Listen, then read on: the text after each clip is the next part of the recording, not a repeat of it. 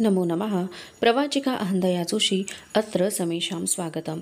एषा कथा श्रीमान योगी पुस्तकात् उद्धृता अस्ति। षष्ठभागस्य अष्टमी कथा एषा। अस्तु तर्हि आरंभं कुर्मः। राजे रांगण्याचा वेढा मारून राजगडावर आले। त्या पराक्रमाने राजांच्या फौजेची गमावलेली अस्मिता परत जागृत झाली। राजे नव्या उत्साहाने वावरू लागले। राज्याची सर्व अंगे सुरक्षित करून घेण्याचा त्यांनी निश्चय केला। राजे रायगडावर जाऊन रायगडाचे काम पाहून आले। राजगडावर नवीन शस्त्रे तयार होऊ लागली। फौजेत नवी भरती केली जात होती। पागेतल्या घोड्यांची संख्या वाढत होती। बाहेरच्या पावसाची तमा न करता राजे अंतर्गत व्यवस्थेचा कारभार करीत होते। मनातल्या विचारांना आकार देत होते। पाऊस कमी होऊ लागला। श्रावण आला। वाड्यातली धार्मिक कार्ये पार पाडण्यासाठी वाड्यात गडबड सुरू झाली। पूजा अभिषेक होऊ लागले। राजे हे सारे समाधानाने पाहत होते। सायंकाळच्या वेळी राजे गडावरून फेरफटका मारून वाड्यात परत आले। सदरेवर निराजी मोरोपंत अनाजी हजर होते। राजे मोरोपंतांना म्हणाले, मोरोपंत, आता बहुतेक पाऊस संपलाच आहे। शक्यतो लवकर कोकणात फेरफटका मारून यावं असं वाटतं। राजांच्या बरोबर असलेले प्रतापराव, तेलंगराव, तानाजी, सूर्याजी ह्या चौकडीने कान टवकारले। राजे सांगत होते, आपला कोकण अद्याप निर्धास्त झालेला नाही। पिलाजीरावांचं परवा पत्र आलं होतं। कोकणच्या देसायांचा जोवर आपण मोड करीत नाही तोवर ते आपल्याला स्वस्थ बसू देणार नाहीत। प्रतापराव, तुमचा विचार काय? कुडाळ सावंतांचा मोड करायला आपण जायची गरज नाही। उद्या आज्ञा झाली तरी मी जाईन। प्रतापराव, इतके उतावीळ होऊ नका। यापुढं मोहिमा हाती घेताना एकच उद्दिष्ट डोळ्यांसमोर ठेवून परवडायचं नाही। सर्व बाजूंनी विचार करायला हवा। औरंगाबादेला औरंगजेब पुत्र मुअज्जम सुभेदार म्हणून आला आहे। मिर्झा राजे जरी परत गेले तरी त्यांच्या जागी राजा जसवंत सिंग इतर सरदारांबरोबर दक्षिणेत आला आहे। अद्याप मोगलांशी आमचा तह पक्का झाला नाही। तो होईपर्यंत आम्ही पुढची हालचाल करू शकत नाही। अचानक जिजाबाई सदरेवर आल्या। राजे उठून उभे राहिले। जिजाबाई बैठकीवर बसल्या। माझं काही काम नव्हतं, जिजाबाई म्हणाल्या, पण या मोरोपंतांना सांगायला आले होते। जी मासाहेब, मोरोपंत म्हणाले. अरे, जी म्हणून कामं होतात का? राजे, तुम्ही पागा वाढवता आहात, पण जनावरांना जागा नको का? पावसाचे दिवस, पागेत गर्दी झाली म्हणून सोयरा सांगत होती। राणीसाहेबांनी आज्ञा दिली त्याप्रमाणे कामाची तरतूद केली आहे। पाऊस कमी झाला की पागेचा पाया मारून काम सुरू होईल, अनाजी दत्तो म्हणाले। राजे ऐकत होते। समाधानाने ते म्हणाले, अनाजी, आता अरुंद पागा बांधू नका, ऐसपैस जागा बांधा। आम्ही उत्तरेत देखण्या पागा पाहिल्या। निराजी पंतांना आम्ही सांगितलं होतं। त्यांनी मापही घेतलं होतं।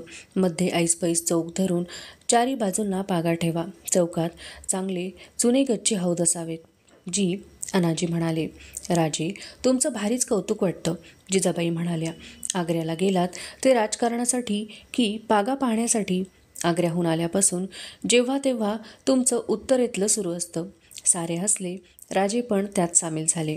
मासाहेब, राजे म्हणाले, तुम्ही म्हणता ते खरं आहे। डोळे उघडून पाहिलं की सारं दिसतं। मिर्झा राजांनी आम्हाला खूप शिकवलं। उद्या आमची स्वप्न साकार झाली तर त्याचं बरंचसं श्रेय मिर्झा राजांना आहे। मोरोपंत मध्येच म्हणाले, महाराज, क्षमा असावी। काय झालं? राजांनी विचारले. एक वाईट बातमी आली आहे, थोड्या वेळानं सांगावी म्हणून थांबलो होतो। कसली बातमी? मिर्झा राजांच्या मृत्यूची। बऱ्हाणपूर मुक्कामी मिर्झा राजांचा अंत झाला अशी बातमी आली आहे। राजे सुन्न झाले। मिर्झा राजे गेले। क्षणात साऱ्या आठवणी राजांच्या डोळ्यांसमोर तरळल्या। राजांच्या नेत्री अश्रू साकळले। मोरोपंत म्हणाले, महाराज, मिर्झा राजांचा मृत्यू नैसर्गिक झाला नाही। मग? राजांनी चमकून विचारले. मिर्झा राजे अखेरच्या दिवसात दुःखी बनले होते। औरंगजेबाची, रामसिंगावरची इतराजी आणि मुअज्जमची सुभेदारीवरील नेमणूक यांनी मिर्झा राजे खचले होते। बऱ्हाणपूरला त्यांची तब्येत ढासळली होती। त्यातच औरंगजेबानं आपल्या हस्तकानकरवी मिर्झा राजांवर विषप्रयोग केला असं म्हणतात। अमावस्येच्या दिवशी मिर्झा राजांचा बऱ्हाणपूरला अंत झाला। राजे ऐकत होते। राजांची अवस्था बघून काय बोलावे हे कोणाला सुचत नव्हते। जिजाबाई म्हणाल्या, औरंगजेबानं फार वाईट केलं। राजांनी आपली अश्रुपूर्ण नजर जिजाबाईंच्यावर वळवली। भरल्या आवाजात राजे म्हणाले, नाही मासाहेब, ही औरंगजेबाची चूक नाही, त्याला दोष देऊ नका. हे जर खरं असेल तर आलमगीरानं केलं तेच योग्य असं म्हणावं लागेल. राजांच्या बोलांनी सारे अचंबले. आपले अश्रू टिपून राजे म्हणाले, आलमगीर पक्का राजकारणी, भावनेपेक्षा उद्दिष्टावर नजर ठेवणारा. त्याच्या उलट मिर्झा राजे, ते पडले भावनाविवश, कर्तव्य कठोर, राजनिष्ठ सेवक. या पलीकडे त्यांना दुसरा विचार नव्हता. शुजाविरुद्ध लढताना अनेक वेळा जयसिंगांनी औरंगजेबाचं रक्षण केलं. मिर्झा राजांनी दिल्लीचा बचाव केला. दाराचा मुलगा सुलेमान शिकोहला मिर्झा राजांनीच पकडलं. मिर्झा राजे नसते तर औरंगजेब गादीवर बसलाच नसता. आणि या उपकाराची फेड औरंगजेबानं अशी केली? जिजाबाई संतापाने म्हणाल्या. औरंगजेब धूर्त आहे. आपल्या भावाला, बापाला मारून तो गादीवर आला. हे मिर्झा राजांनी ओळखायला हवं होतं. दक्षिणेतलं अपयश, आमची सुटका हे पाहताच औरंगजेबाच्या मनावरचा शह सुटला. त्यानं वेळीच मिर्झा राजांचा काटा काढला. कारण? मोरोपंतांनी विचारले. कारण मिर्झा राजे सत्ताधीश होते, पराक्रमी होते, अभिमानी होते, भावनाविवश होते. त्यांच्या राजनिष्ठेला तडा जायला फारसा वेळ लागला नसता. मिर्झा राजांचं शत्रुत्व औरंगजेबाला सोसवणारं नव्हतं. योग्य वेळी त्यांना आपला मार्ग मोकळा करून घेतला. राजकारणाच्या पटावरील हा सरळ मार्गी हत्ती उंटाच्या तिरक्या चालीत सापडला. बिचारे मिर्झा राजे राजनिष्ठेपायी त्या राजकारणाचे बळी ठरले. असा पुरुष आम्ही पाहिला नाही, परत दिसेल असंही वाटत नाही. राजांनी दीर्घ निश्वास सोडला आणि कुणाचाही निरोप न घेता ते सरळ आपल्या महाली गेले. अधुना षष्ठभागस्य नवमी कथा एषा. मिर्झा राजांच्या मृत्यूची बातमी समजताच औरंगजेबाने समाधान व्यक्त केले. पण दक्षिणेची सुभेदारी दिलेला मुअज्जम आणि त्याचा सेनापती जसवंत सिंग मात्र अस्वस्थ झाले. दक्षिणेत परत शिवाजीने उचल खाल्ली तर त्याचा पराभव करण्याचे सामर्थ्य त्या दोघातही नव्हते. सुभेदार मुअज्जमने औरंगजेबाकडे तातडीने शिवाजीची शिफारस केली. औरंगजेबाने सारा विचार करून ते मान्य केले. त्याने तातडीने आपले फर्मान औरंगाबादेला पाठविले. शहाजादा मुअज्जमने ती आनंदाची बातमी कळवण्यासाठी टाकोटाक आपला खलिता राजगडी रवाना केला. राजांनी खलिताचे स्वागत केले. संभाजी राजांना आलेली मनसब स्वीकारण्यासाठी पाठवण्याचे निश्चित केले. संभाजी राजांच्या जाण्याची सर्व तयारी गडावर सुरू झाली. राजांच्या बरोबर जाणाऱ्या सरदारांची निवड सुरू झाली. रात्री राजे जिजाबाईंच्या महाली बसले होते. जिजाबाईंच्या जवळ बाळराजे होते. पुतळाबाई, सोयराबाई, काशीबाई उभ्या होत्या. राजे म्हणाले, मासाहेब, आता बाळराजे खरेखुरे मनसबदार बनणार. आबासाहेब, तुम्ही आमच्याबरोबर येणार नाही? बाळराजांनी विचारले. मनसब तुम्हाला आली, आमचं काय काम? बाळराजे विचारात पडले. जिजाबाईंच्याकडे सरकत त्यांनी विचारले, आणि आम्हाला एकटंच ठेवून घेतलं तर? राजांच्या हसण्याने सारा महाल भरून गेला. जिजाबाईंच्या डोळ्यात पाणी आले. त्या म्हणाल्या, राजे हसता, पण पोर एकटं मथुरेत राहिलं त्याची भीती घेतली त्यानं. राजे म्हणाले, मासाहेब, तोही अनुभव काही वाईट नाही. पण बाळराजे, आता काळजी करू नका. तुम्ही एकटे नाही. तुमच्याबरोबर खुद्द आमचे सेनापती प्रतापराव गुजर येतात. त्याखेरीज फौजही आहे. तसा प्रसंग आलाच तर औरंगाबाद फस्त करून या. बाळराजे हसले. राजांच्या शब्दांनी त्यांना धीर आला. जिजाबाईंनी विचारले, खरंच प्रतापराव जाणार? मासाहेब, आमचे युवराज जात आहेत. ते सडे कसे जातील? शहाजादा मुअज्जम आमच्या मैत्रीची अपेक्षा करतो असं त्याच्या पत्रावरून वाटतं. त्याचाही अंदाज लागेल. औरंगाबादेची वार्ता घेण्यासाठी बाळराजांच्या बरोबर प्रतापराव सरनौबत आपल्या 5,000 फौजेनिशी जातील. निराजीपंत कारकून, मोरोपंत पेशवे, मुजुमदार, सुरनीस हे सारे आहेत. आमचं वैभव बादशहांच्या 5,000ीत सामावलेलं नाही, हेही शहाजादांच्या लक्षात येईल. राजांच्या बोलांनी जिजाबाईंची शंका दूर झाली. नवरात्राचा जागर मोठ्या धामधुमीत पार पडला. राजांनी बाळराजांच्यासह सोने लुटले. दिवस उलटत होते. दिवाळीच्या भाऊबीजेचा दिवस प्रस्थानासाठी निवडला. भाऊबीजेच्या दिवशी जिजाबाईंचे आणि राजांचे आशीर्वाद घेऊन बाळराजे मनसब स्वीकारण्याकरता औरंगाबादेला रवाना झाले. संभाजीराजे रवाना होताच राजांनी आपले जासूद कोकणात व गोव्यात रवाना केले. येणारी वार्ता राजे ऐकत होते. रांगण्याच्या पराभवाने धास्ती खाल्लेल्या आदिलशाहीने राजांशी मित्रत्वाच्या तहाची बोलणी सुरू केली. राजांनी आदिलशाहीशी अंतस्थ तह करून टाकला. आदिलशाहीने अनेक अटींबरोबर 3 लाख रुपयांची वार्षिक खंडणीही मान्य केली. मनसब स्वीकारायला गेलेले संभाजीराजे मनसब स्वीकारून मोठ्या मानाने राजगडावर परत आले. संभाजीराजे आता मोगली दरबारचे 5000 मनसबदार झाले होते. शहाजादा मुअज्जमने संभाजीराजांचे चांगले स्वागत केले होते. प्रतापराव सांगत होते, शहाजाद्यांनी बहुत सन्मानाने राजांची भेट घेतली. संच तर जागा दाखवून पुरा वसविला. हत्ती, घोडे, जवाहीर, वस्त्रे सर्वांस दिली, असं राजांनी समाधान व्यक्त केले. निराजीपंत म्हणाले, बाळराजांच्या जहागिरीचा सर्व तपशील सविस्तर घेऊन आम्ही आलो. वऱ्हाड देशाचा 15 लाख हुनांचा मुलूक जहागीर म्हणून दिला आहे. राजे सारे ऐकत होते. सारी तपशील ऐकून झाल्यावर राजांनी मत व्यक्त केले, निराजीपंत फार मोठी कामगिरी पार पाडलीत. आम्ही आता निर्धास्त झालो. मोगलाई आणि आदिलशाही दोन्हीही तह झाल्यामुळं आता उसंत मिळेल. फौजेचा खर्च भागेल.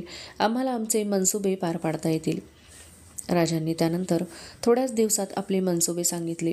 कोकणचे देसाई राजांना सदैव उपद्रव करीत.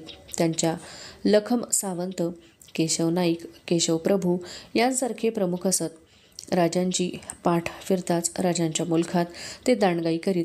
राजांचे सैन्य येते असे दिसताच आपला मुलूक सोडून गोव्याच्या आश्रयाला जायचे. हा त्यांचा रिवाजच होता. मोगलाई आणि आदिलशाही यांच्याशी तह झाल्याने राजांनी हा देसायांचा प्रश्न कायमचा निकालात काढण्याचे ठरवले. प्रतापरावांनी विचारले, आणि सावंत गोव्यात आश्रयाला गेले तर? राजे हसले. गोव्यात गेले तर? तीच तर आमची इच्छा आहे. फिरंगी मस्तवाल झालेत. आमच्या मुलखात येऊन आमच्या लोकांवर जुलूम करतात. नुकताच फिरंगी विजयीनं हिंदूंनी 12 देशातून 2 महिन्यात निघून जावे असा हुकूम काढला आहे. 7,000 हिंदूंना जुलमानं बाटविण्यात आलं. ह्या फिरंग्यांचे असेच लाड चालू ठेवले तर उद्या हिंदू धर्म उरायचा नाही. सुदैवानं आम्हाला भिवून देसाई बारदेशात घुसले तर तीच संधी घेऊन बारदेश बेचिराग करू. कोकणच्या स्वारीवर राजे फौजेसह बाहेर पडले. राजांच्या अपेक्षेप्रमाणे राजे येतायत हे पाहताच कोकणच्या देसायांनी बारदेशात आश्रय घेतला. राजांना हेच हवे होते. राजे त्वेषाने बारदेशात घुसले. आडव्या झालेल्या धर्मोपदेशकांचीही राजांनी गय केली नाही. 4 पाद्र्यांना कंठस्थान घालून फौज जाळपोळ करीत पुढे सरकत होती. राजांनी 3 दिवसात अनेक खेडी बेचिराग केली आणि पोर्तुगीज सैन्य व त्यांचे आरमार यांची क्षिती न बाळगता सुमारे 1300 लोकांना कैद केले. तेव्हा कुठे बारदेशकरांचे डोळे उघडले. राजे डिसोलीला थांबले होते.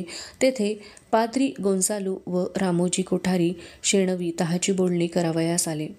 राजांना जास्त काळ बारदेशात गुंतून राहणे शक्य नव्हते. त्यांनी तहाला मान्यता दिली.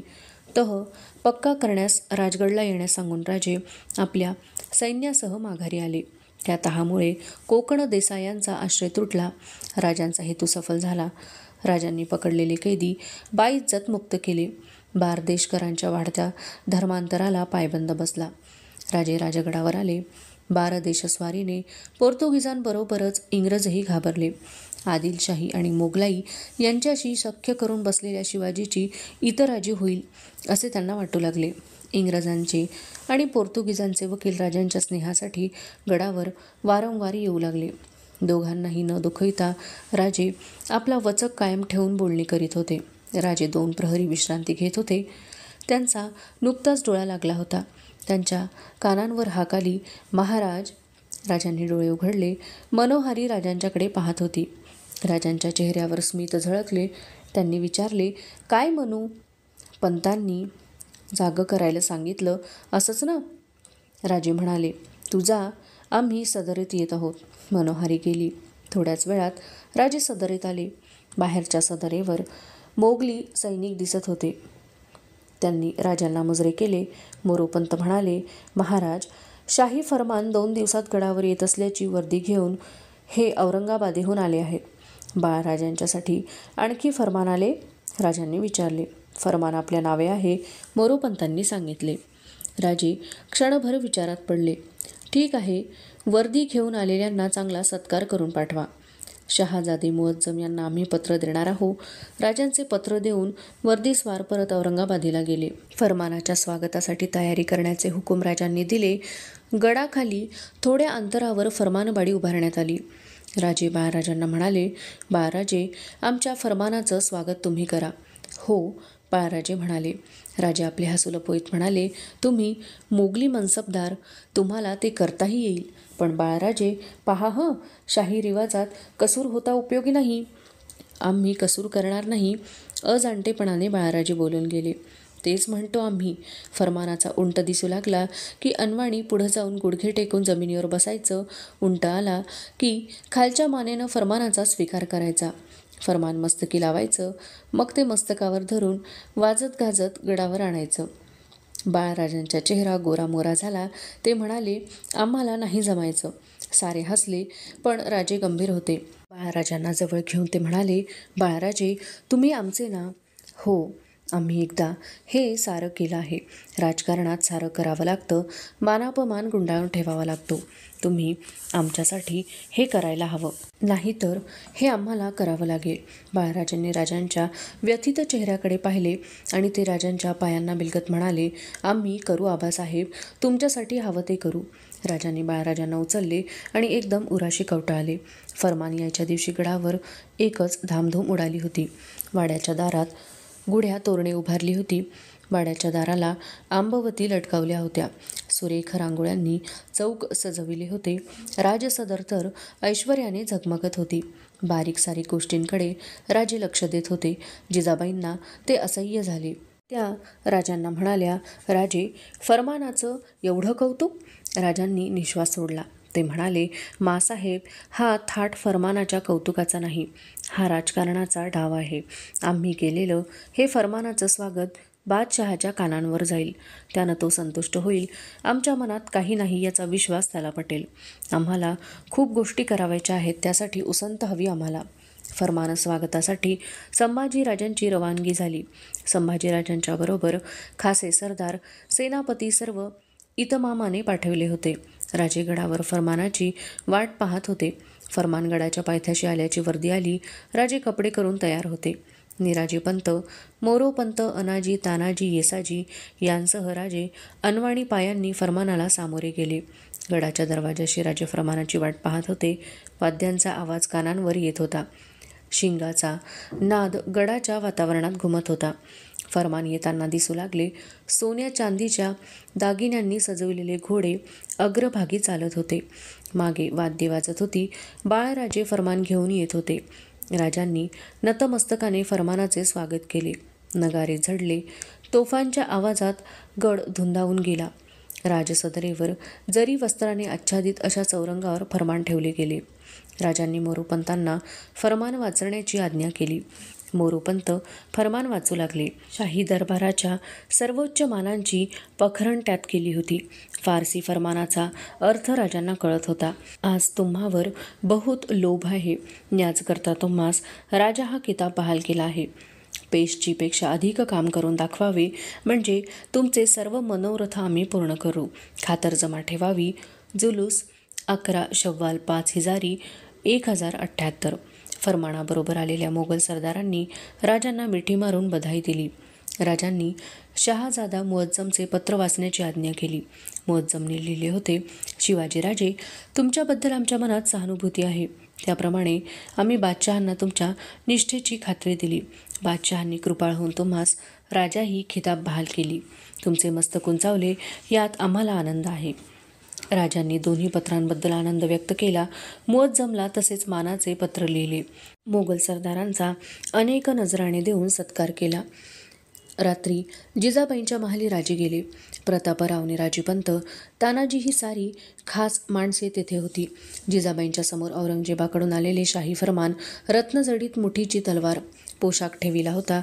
साऱ्यांच्या चेहऱ्यांवर मिचकील हास्य होते. राजे महाली येताच सारे बाजूला झाले. मासाहेब, आज बादशहांनी आम्हाला राजे केलं. निराजीपंत हसले, म्हणाले, महाराज बोलतो, क्षमा करा. ज्यानं आपल्याला मारण्याचा कट घातला, ज्याच्याकडून आलेल्या या फरमानाला आणि पोशाखाला कसली किंमत. निराजीपंत, तुमच्यासारख्या जबाबदार माणसानं तरी असं बोलू नये. उलट गेले 2 दिवस आम्ही औरंगजेबाच्या बुद्धिमत्तेचं कौतुकच करीत आहोत. आम्ही त्याच्या हातून सुटलो हे पाहताच त्यानं आपला मोहरा बदलला. एवढा सम्राट असूनही स्वतःचा मान विसरून आमची मर्जी राखण्याची संधी त्यानं डावलली नाही. औरंगजेबाच्या बुद्धिमत्तेचं कौतुक करावं तेवढं थोडं आहे. यात आपल्याला खूप शिकण्यासारखं आहे.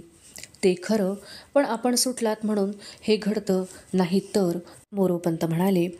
राजे खिन्नपणे हसले. मोरोपंत, राजकारणात जर तर याला फारसा अर्थ नसतो. प्रत्येक घडीचा निर्णय त्या क्षणाच्या परिस्थितीवर अवलंबून असतो. हे जे ओळखतात तेच राजकारणात यशस्वी होतात. आम्ही सुखरूपपणे आमच्या गोटात परत आल्यानंतर सलोखा साधण्याखेरीज औरंगजेबाच्या हाती दुसरं काय आहे? मोरोपंत, राजकारणात विचाराला वेळ नसतो. कैकवेळी गमावलेल्या क्षणासाठी आयुष्याचा पश्चाताप सहन करीत राहावं लागतं. आम्ही जेव्हा औरंगजेबाच्या हाती सापडलो होतो तेव्हाच त्यानं आमची कत्तल केली असती तर आजच्या अपमानाचा प्रसंग त्याच्यावर आला नसता. ही चूक औरंगजेबाला फार महागात पडणार आहे. त्यासाठी आयुष्यभर पश्चाताप करावा लागणार आहे. राजांच्या बोलांनी आलेल्या फरमानाला वेगळाच अर्थ प्राप्त झाला होता. सारे कौतुकाने त्या नजराण्याकडे पाहत होते. अधुना षष्ठभागस्य दशमी कथा एषा. संभाजीराजांना मिळालेल्या मनसबीच्या व्यवस्थेसाठी राजांनी प्रतापराव आणि निराजीपंत यांची मुतालिक म्हणून नेमणूक केली. प्रतापराव आपल्या 5,000 फौजेनिशी निराजीपंतांच्यासह औरंगाबादेला रवाना झाले. थोड्याच दिवसात राजांना औरंगाबादेच्या बातम्या आल्या. मुअज्जमने राजांच्या मागण्या मान्य केल्या. राजांकडून औरंगजेबाकडे जावयाच्या खंडणीच्या 6माही हप्त्यातून चौथाई म्हणजे प्रतिवर्षी सुमारे 5,000 फौजेचा खर्च निघाला होता. मनसबीचा वसूल येणार होता. या तहामुळे राजांना थोडे आर्थिक सहाय्य लाभले. राजांनी फौजेची व्यवस्था नियम घालून दिले होते. राजांचे लक्ष आता प्रजेकडे वळले. राजांनी आपला बेत फडामध्ये व्यक्त केला. तो ऐकून सारे स्तिमित झाले. अनाजी म्हणाले, राजे, पिढ्यानपिढ्यांची चालत आलेली वतनदारी कमी केली तर लोक नाराज होतील. लोक नव्हे, वतनदार. राजांनी दुरुस्ती केली. पण त्यामुळं दप्तरावर मोठा ताण पडेल, तेही आम्ही जाणतो. राजे प्रत्येक वाक्य निश्चयाने बोलत होते. आळशी राज्यकर्ते प्रजेच्या हिताकडे दुर्लक्ष करून वतनदारीचा स्वीकार करतात. रोख वसुलीवर ते तृप्त होतात, पण त्यासाठी वतनदारांकडून कुरलयत छळली जाते. हे त्यांच्या ध्यानी येत नाही. राज्याला कीड बनून राहिलेली ही वतनदारी नष्ट झालीच पाहिजे. राजे, हळूहळू हे सर्व करता येईल, पण सध्याच्या. अनाजी, हळूहळू ह्या शब्दाला काही अर्थ? तशी कधी सुधारणा होत नसते. हे पाटील, खोत, कुलकर्णी, देसाई, देशमुख, देशपांडे, मिरासदार, जहागीरदार हे वतनाचे धनी. त्यांच्या तावडीत गरीब रयत, तिला मात्र कुणीच वाली नाही. आम्ही राजे कुणाचे? वतनदारांचे की रयतेचे? नाही अनाजी, आमचं राज्य श्रींचं राज्य आहे. त्या राज्यात हे चालायचं नाही. पण वतनदारांचा असा कोणता गुन्हा घडला? अनाजी समर्थन करीत होते, पण राजांनी मध्येच त्यांना थांबवले. कोणता अन्याय केला नाही ते विचारा. लहानपणापासून आम्ही हे पाहत आलो. रांझ्याच्या पाटलांनी केलेला अन्याय अजूनही आमच्या स्मरणात आहे. त्याचं शल्य आजवर तसंच आमच्या मनात आहे. यापुढं कुलरयत वतनदारांच्या ताब्यात नाही. वतनदारांनी साहेबी रयतेला नागविणं म्हटलियाने जमणार नाही. जुलूम करीत वतनदार माजले, वाडे हुडे कोट बांधून प्यादी बंदुकी बाळगून राहू लागले. सांगावयास गेले तर भांडावयास उभे राहतात. प्रसंगी शत्रूला मिळतात. हे सारं बंद व्हायला हवं. अनाजी, आजवर जे मिरासदार इनाम घेत होते ते सर्व अमानत करून जमीनदारांना, पाटील, कुलकर्णी यांना नक्त हक्क बांधून द्या. या वतनदारांचे वाडेहुडे पाडून टाका आणि यापुढं जमीनदारांनी बुरुजांचा वाडा बांधू नये, घर बांधून राहावे असा हुकूम जारी करा. पण देवस्थान वतनं असतील ती कायदा सर्वांना सारखाच. त्याला देवस्थानही अपवाद नाही. देवस्थानचा दिवाबत्ती नैवेद्य, अभिषेक यांचा खर्च सरकारातून दिला जावा. मुसलमानांचे पीर, मशिदी यांचेही खर्च सरकारातून व्हावेत. ब्राह्मण, विद्यावंत, वेदशास्त्र संपन्न, ज्योतिषी, अनुष्ठानी, तपस्वी, गावोगावचे सत्पुरुष हे पाहून, त्यांचे कुटुंब पाहून, अन्न, वस्त्र, ज्याला लागेल त्याप्रमाणे धान्य, द्रव्य गावचे गावी महाली नेमून देऊन साल दर साल त्यांना कारकुनांनी पोहोचवावं. ब्राह्मणांनी ते अन्न भक्षून स्नानसंध्या करून राजियासी कल्याण चिंतून सुखरूप असावे. अनाजी राजांच्याकडे आश्चर्याने पाहत होते. राजांनी एवढा विचार केला असेल यावर त्यांचा विश्वास बसत नव्हता. केवळ जिज्ञासेने त्यांनी राजांना विचारले, आणि रयत, आमची परीक्षा पाहता? राजांनी विचारले. अनाजी घाबरे झाले. राजे हसून म्हणाले, अनाजी, आम्ही दादोजींच्या हातांखाली तयार झालो. त्यांनी ही दृष्टी आम्हाला दिली, त्यासाठी सारा मुलूक फिरवला. ज्यानं रयतेचं दुःख उघड्या डोळ्यांनी पाहिलं आहे त्याला रयतेचे नियम घालून देणं कठीण नाही. अनाजी, रयतेला प्रथम काय हवं? पोटभर अन्न, निवाऱ्याची जागा, शेतीसाठी लागणारं अवजारं, जनावरं आणि लज्जा निवारणार्थ अंगभर कपडा. एवढं दिलं की ती तृप्त आहे. पण आपण त्यापेक्षा जास्त विचार करायला हवा. पिकवतात ते, पण अन्नाला तेच महाग. निवाऱ्यासाठी, प्रपंचासाठी कष्टाला लागणाऱ्या जनावरांसाठी बिचारे कर्जबाजारी होतात आणि आयुष्यातून उठतात. राजसदरेवर आलेले कज्जे जे बालपणापासून ऐकले ते सारे मनात राहिले आहेत. रयतेला विश्वास द्या, ते पिकवतील. त्याचे 5 हिस्से करा, 2 हिस्से सरकारी, 3 त्यांचे. जमिनीचं मोजमाप करा, जमीन मोजून आकारून गावची गावास द्या. नवीन रयत आली तर यांना लागणारी अवजारं, गुरंढोरं सरकारातून द्या. बियांसाठी चांगलं धान्य द्या. रयतेला धान्य कमी पडलं तर ते द्या. हवं तर त्यांच्या कुवतीप्रमाणे 2-4 वर्षात तो ऐवज उगवून घ्या. रयत आहे म्हणून आम्ही राजे. तेच उठले तर आम्ही कुठले? वर्षाच्या वर्षाला पीक पाहून वसूल करा. एवढं केलं तर बिचारे तुम्हाला दुवा देतील, सुखी होतील. त्यानंतर राजांना उसंत राहिली नाही. फडामध्ये राजे सारखे दिसू लागले. जमीन महसुलांचे बारीक सारीक कायदे राजे नजरेखालून घालीत होते. ते काम पूर्ण होताच त्याची अंमलबजावणी सुरू झाली. साऱ्या मुलखात वावटळ पसरली.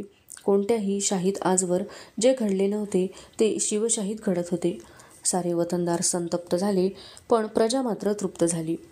तृप्त प्रजेचे रूप पाहून संतप्त वतनदारांचे राजांना काही वाटले नाही. राजे स्वतः गावोगाव फिरत होते, हुकुमाची अंमलबजावणी पाहत होते. राजांचे एक स्वप्न आकार घेत होते. चिंचवड देवस्थान हे मोठे देवस्थान, ते वतनही मोठे. राजांच्या हुकुमाने चिंचवडचे देव संतापले. त्यांनी राजांना पत्र पाठवले. वतन काढून घेणे हे देवस्थानावर अतिक्रमण असल्याचे सांगितले. राजांनी देवांना देवस्थान खर्चासाठी लागेल तेवढी रक्कम दरसाल देण्याचे अभिवचन दिले, पण देवांना ते मान्य झाले नाही. त्यांना वतनच हवे होते. वतनावरील आपला हक्क गमावू देण्यास ते राजी होईनात. राजांनी त्यांना सरळ सांगितले, आपण गोसावी, गोसाव्याला वतनाचा लोभ हवा कशाला? तुम्हाला तुमची बिरुदे चालवता येत नसतील तर ती आम्हाला द्या. आमची बिरुदे तुम्ही घ्या, तुमची आम्ही चालवू. त्या उत्तराने गोसावी निरुत्तर झाले. राजांनी आव्हानच दिले होते. चिंचवडचे देवस्थान वतन स्वराज्यात बिनबोभाट सामील झाले. एके दिवशी राजांचा आनंद दुणावला. राजांना पिलाजीराव शिर्के आल्याची वर्दी आली. राजे पिलाजीरावांना भेटण्यासाठी जिजाबाईंच्या महाली गेले. पिलाजीराव एकटेच नव्हते. जिजाबाईंच्या शेजारी तरतरीत चेहऱ्याची, कपाळी कुंकवाची चंद्रकोर रेखलेली 8-9 वर्षांची एक मुलगी बसली होती. तिचे विशाल डोळे राजांच्यावर खेळले होते. राजे आत जाताच पिलाजीरावांनी मुजरा केला. ती मुलगी पुढे झाली. तिने राजांना त्रिवार नमस्कार केला. राजांनी तिला जवळ घेतले. सूनबाई, तुझ्या येण्याचीच आम्ही वाट बघत होतो. तुझ्या पायांनी आज आमचं घर भरलं, पण आमचे बाळराजे कुठे आहेत? जिजाबाई हसल्या, म्हणाल्या, बाळराजांची सारी धिटाई सत्रे बाहेरच. बायकोला पाहताच पळून गेले. राजे हसले, म्हणाले, पण मासाहेब, पिलाजीराव आपणहून येसूबाईला घेऊन आले नाहीत. आम्ही बारदेशच्या स्वारीवर गेलो होतो तेव्हा आडवी वाट करून घरी गेलो. आर्जव केली तेव्हा कुठं येसूला घेऊन आले. होय पिलाजीराव? जिजाबाईंनी विचारले. मासाहेब, ही राजांची थट्टा आहे. लग्न झालेली पोर बापा घरी ठेवून घेणं फार मोठी जोखीम. थोरा मोठ्यांच्या घरी न बोलवता पाठवायची कशी याची चिंता.